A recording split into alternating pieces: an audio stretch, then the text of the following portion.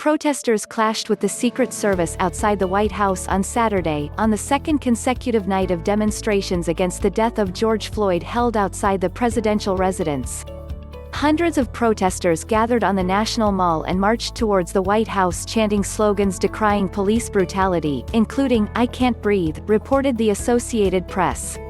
These were the words uttered by Floyd as a police officer knelt on his neck while arresting him in footage that spread across the internet last week, and has sparked protests and unrest in cities across the U.S.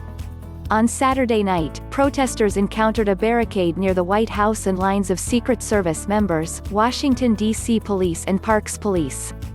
Footage of the protests from reporters at the scene show torched cars and dumpsters when demonstrators breached the barricade and entered the park near the White House. They were driven back by police with pepper spray and riots shields, reported The Guardian.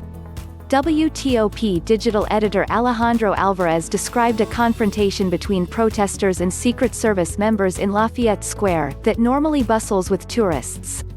After a long stalemate, the Secret Service, in full tactical gear, pushed forward and cleared the intersection, and there was a cloud of pepper spray and people ran backwards as fast as they could. "It was almost a mad stampede," he said. The National Guard was deployed in Washington, D.C. at the Pentagon's request to help maintain order near the White House. Trump had been accused of stirring the unrest in tweets earlier on Saturday.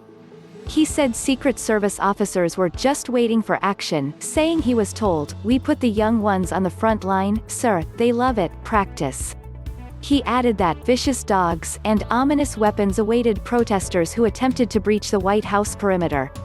"Big crowd, professionally organized, but nobody came close to breaching the fence.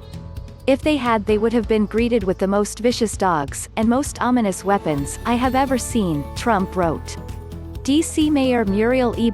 said Trump's threat was an allusion to the worst police violence of the civil rights protests in the 1960s, when peaceful demonstrators were attacked by vicious dogs, unleashed by police.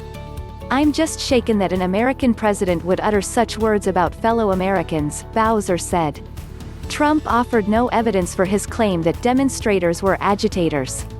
The president called for pro-Trump protesters to stage their own demonstration at the White House, tweeting, "Tonight, I understand, is MAGA night at the White House?"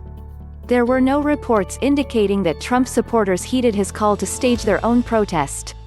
When challenged by a reporter in Florida earlier, where he attended the launch of the SpaceX rocket, over whether his call for a counter-demonstration risked inflaming the situation, Trump replied, "I was just asking."